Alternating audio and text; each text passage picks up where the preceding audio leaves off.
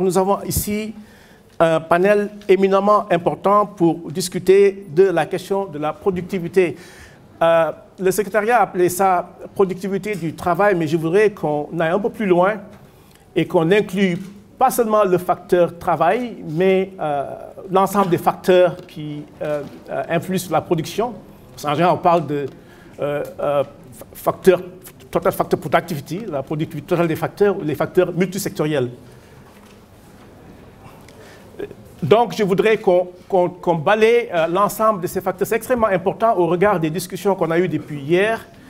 Le facteur travail est important, mais le facteur capital ne l'est pas moins. Je sais, très souvent, dans ces discussions, on se concentre sur le facteur travail parce que quand vous regardez les comptes nationaux, la part du travail, en général, est beaucoup plus élevée que la part du capital. Dans le passé, c'était quoi, 70%, 30%.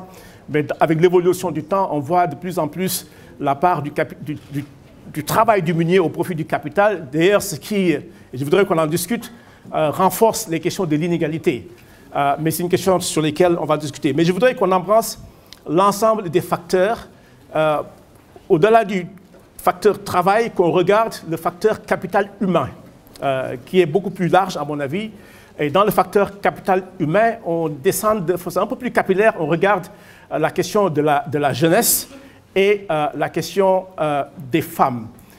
Je voudrais qu'on regarde la question des femmes parce qu'il y a une étude que j'ai lue, que le PNUD a faite récemment et qui montre que le fait qu'on n'ait pas fermé l'écart genre au niveau du continent africain, surtout l'Afrique subsaharienne, coûte au continent près de 120 milliards de dollars par an.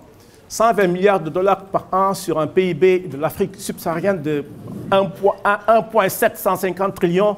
Faites les maths, ça fait quoi? On perd à peu près 5 à 6% de croissance économique. C'est énorme. Donc, si on veut faire l'émergence et doubler les taux de croissance économique réels que nous constatons sur le continent, voilà la voie royale. Il faut investir énormément, massivement sur la question du genre.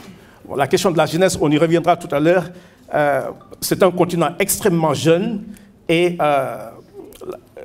on ne peut pas faire l'économie de ne pas investir au niveau de la jeunesse pour augmenter, améliorer la productivité et donc 3 éléments. C'est pourquoi je disais au début que je parlais de la centralité et même de l'instrumentalité dans la question de la productivité. Parce qu'elle nous permet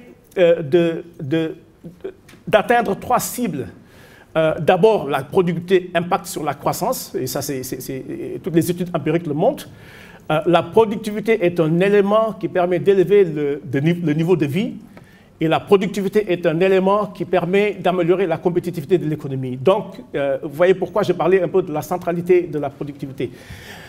Je voudrais aussi qu'on inclue un peu la dimension inclusivité. Et j'ai bien aimé les illustrations d'abord du président du Mali hier et du Premier ministre de la Côte d'Ivoire qui nous rappelaient que l'importance de la chaîne des valeurs est de nous assurer que le taux de rétention interne dans les chaînes de valeur est extrêmement élevé.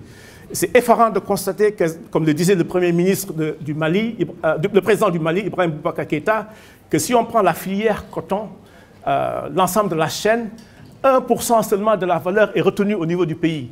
C'est un désastre. On ne peut pas faire de l'émergence avec une telle faiblesse de rétention interne.